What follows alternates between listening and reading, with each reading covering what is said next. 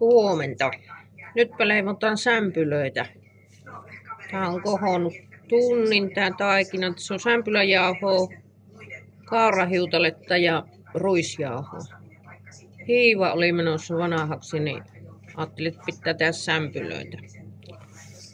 Sitten minähän en tykkää, vaikka minä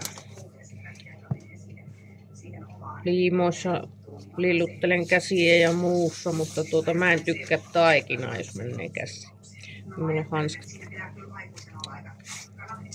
Niin tää kai nyt pitäisi kumota tähän. Ja en oo tehnyt sämpylöitä, en muista milloin. Oon mä tehnyt niitä lusikoitavia sämpylöitä, mutta en näitä niin sanottuja normaalisämpylöitä.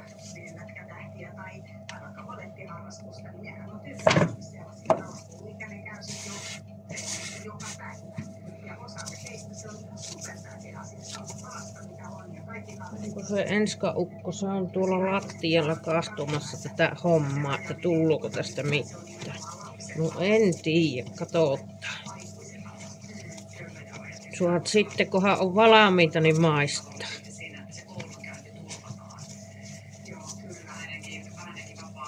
Tehdäänpäs ensin tämmöset pötkylät ja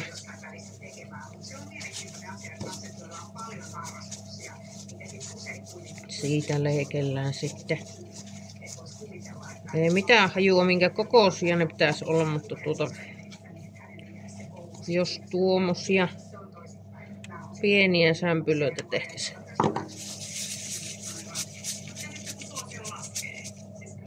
Tämmösiä. Katsotaan miten ne sitten pohkoo ne yhtä. Vai pistinkö hiivan niin liian kuuma nesteessä.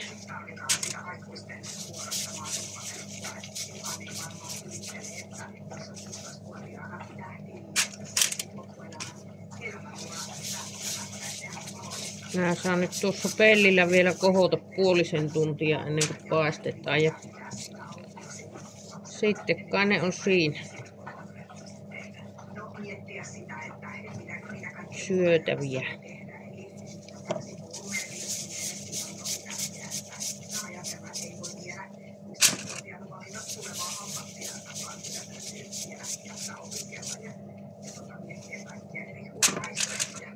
Katsotaanpas.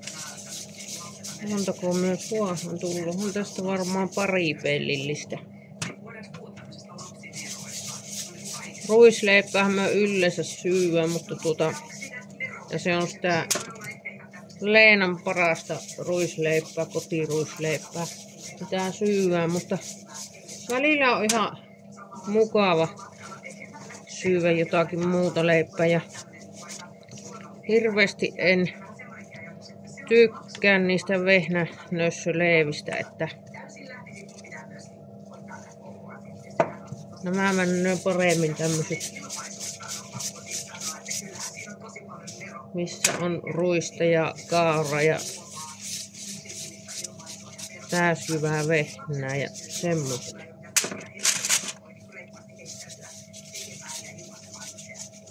Katsotaan, saanko me Enska tuohon päivystämään. Ensio, tulehan kahtumaan sinäkin. Tule tuo. No niin, sinnehän se Ensio tuli leipurimies.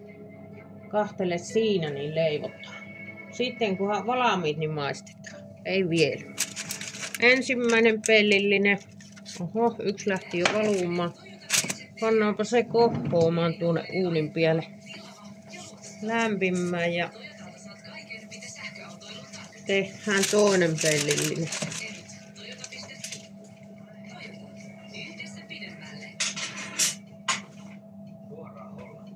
Sinne panee lämpiä ja kohkoavat.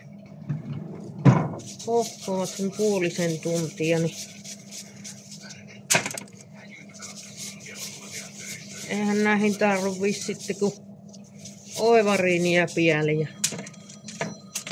eipä ne muuta tarvitse kotona tehty sämpylät. Semmonen leivonta tuokio tänä aamuna. Mukavaa päivää.